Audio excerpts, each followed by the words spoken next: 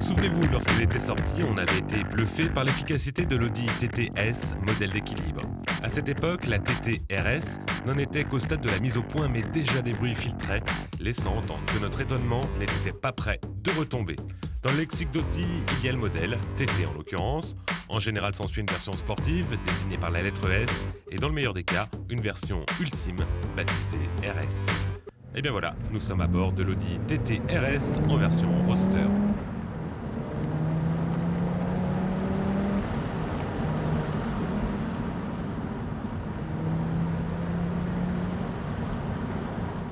Difficile de passer inaperçue à son volant, elle est taillée comme une athlète bodybuildée, le bouclier avant est surdimensionné comme s'il voulait racler le bitume, et les entrées d'air sont élargies pour aider le moteur à mieux respirer.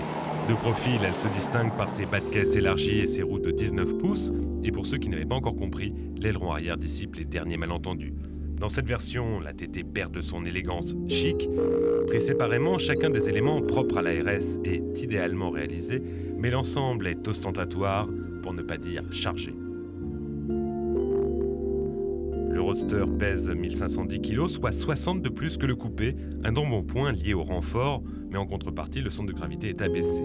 Grâce à l'emploi massif d'aluminium, la coque d'une RS ne pèse que 206 kg, une véritable prouesse. Notez que pour les adeptes de la discrétion, Audi propose de remplacer l'aileron fixe par un spoiler du modèle de grande série qui se déploie à 120 km/h et se rabaisse à 80. L'habitacle est beaucoup plus classique, avec une jante de volant aplatie dans sa partie inférieure comme sur une voiture de course ou une autre Audi RS. Rien à dire en ce qui concerne le style, l'ergonomie ou le choix des matériaux. Parmi les commandes, la touche S permet d'accentuer la sonorité du moteur. En l'actionnant, on commande un volet permettant au gaz d'échappement d'être expulsé par la sortie droite et non plus dévié vers un silencieux. Sensation garantie, car sous le capot, Audi a pioché dans son patrimoine historique en optant pour un 2,5 litres 5 cylindres en ligne turbo-compressé, la même architecture que celle embarquée dans la monstrueuse Quattro S1 de rallye, dont les râles ont longtemps servi de générique à Maxi Test. Il est bien entendu moins démonstratif dans un modèle de série, mais avec les nouvelles technologies telles que l'injection directe, il développe tout de même la bagatelle de 340 chevaux et se montre d'une sobriété étonnante pour son niveau de performance, moins de 10 litres au 100 en consommation moyenne. Voilà, le décor est planté, plus question de flâner, on remet la capote et on quitte le bord de mer pour les petites routes de campagne.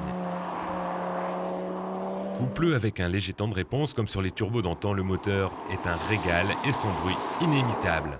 Les suspensions fermes incitent dans un premier temps à la prudence sur les bosses, une précaution inutile. En se lançant, on s'aperçoit qu'elles encaissent beaucoup sans jamais renvoyer de réaction parasite. Équilibre parfait, presque. Le seul bémol concerne une course de pédale d'embrayage trop longue qui empêche de profiter pleinement de l'onctuosité du moteur. Chez Audi, on nous a assuré qu'elle était réglable en concession, alors nous, on ne demande qu'à réessayer pour vérifier.